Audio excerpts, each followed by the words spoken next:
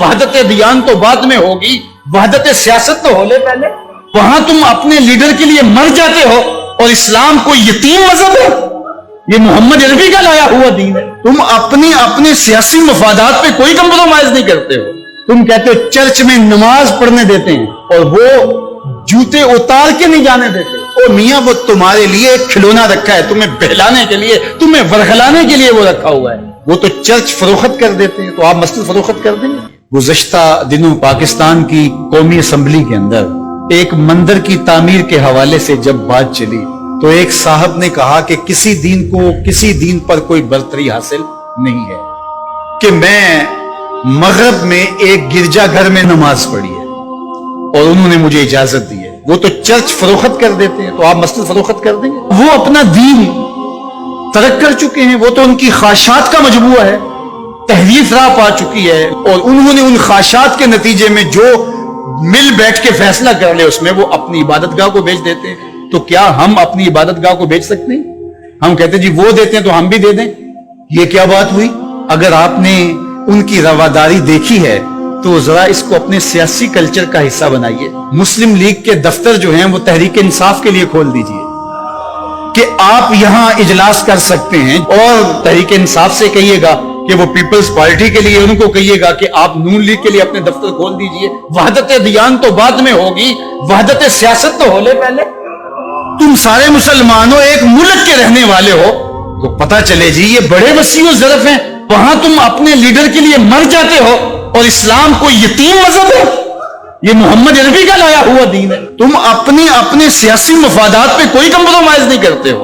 ये क्या तुम्हारा फलसफा कि उन्होंने अपने चर्च में इजाजत दे दी तो हम भी देंगे? मियां, उनकी गैरत इजाजत देती है, उनका दीन जो खुद साख्ता है और हजरत ईसा को छोड़ के जो उन्होंने इख्तियार किया है, उनकी तरबियत उनके नफ्स ने की है और हमारी मस्जिद के हवाले से तरबियत मोहम्मद अरबी ने की है। हमें तो ये बताया गया मस्जिद तो मस्जिद रही, मस्जिद के अंदर जो टूटी हुई चटाई है आप उसको भी नहीं बेच सकते। बाकी वो आपके लिए या दो चर्च खोल रहे हैं और कहेंगे वहां नमाज पढ़े।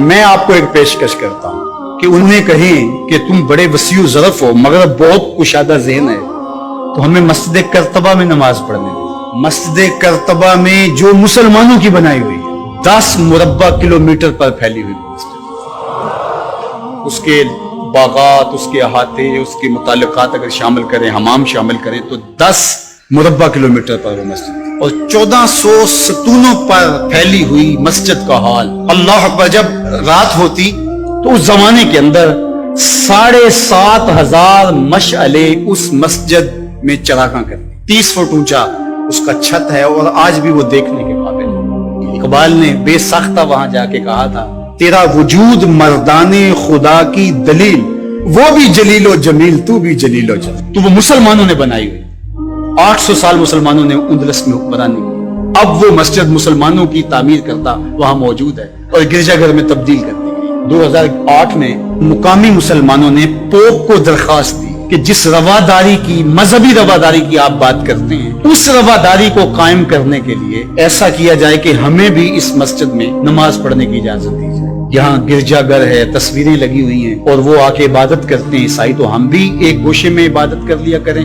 मगर जिस रवादारी का प्रचार करता है उसका अमली ज़हूर हो जाए, लेकिन पजीराई नहीं बख्शी गई। कहां गए वसीउ ज़रफ? तुम कहते हो गिरजों में नमाज पढ़ने देते हैं, तो वहां 2 रकत पढ़ के देखा। 2011 में अल्लाह ने तौफीक दी तो मुझे शौक था कि मैं मस्जिद करतबा, बचपन से पढ़ते आए मस्जिद करतबा की यादें ख्यालों में नक्श थी। जब मैं वहां पहुंचा तो वो दरवाजे पे बता देते हैं कि यहाँ नमाज की इजाजत नहीं है।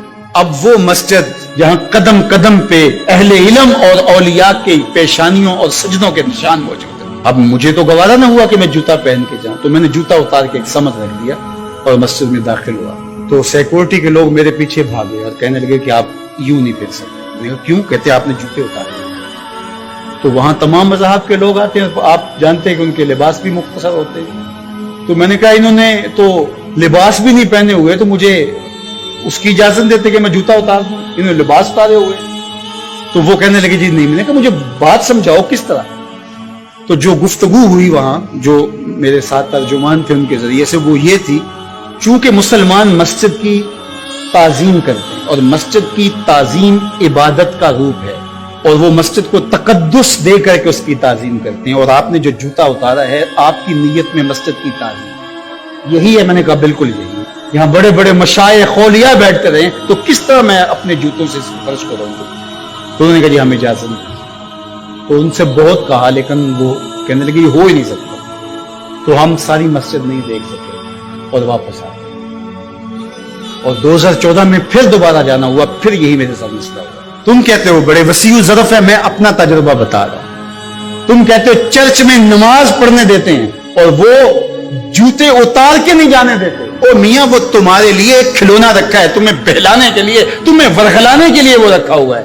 انہیں پتا ہے اس سے بہل جائیں گے اور وہ بھی شور جا کے کریں گے کہ ہماری مسجدوں میں بھی ایسا ہونا چاہیے, ہم بھی وسیع ظرف ہوں. وہ تمہیں دھوکہ اور فراڈ دینے کے لیے کیا ہے. اقبال نے کہا تھا یہ بظاہر میٹھے میٹھے لگتے ہیں لیکن ان کا اندر چنگیز سے بھی زیادہ تاریک ہے. تو تکلیف اسلام سے ہے. وہ چاہتے ہیں کہ یہ تذبذب میں مبتلا ڈھیلے ڈھیلے مسلمان رہیں, خیر سے رہیں. ان سے کیا ہماری پریشانی ہے؟ مجھ کو پریشانی ہے تو اس امت سے ہے, اشک سحرگاہی سے جو ظالم کرتے ہیں.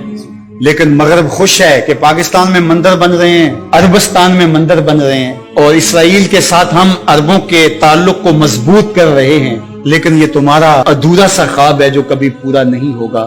یہ وقتی ہوگا. انشاءاللہ وہ وقت دوبارہ آنے والا ہے کہ پوری کائنات پہ جھنڈا میرے حضور کا ہی ہوگا. اس ویڈیو کو شیئر ضرور کیجئے, ہو سکتا ہے آپ کے ایک شیئر سے یہ بات کسی کے دل میں اتر جائے. جزاک اللہ.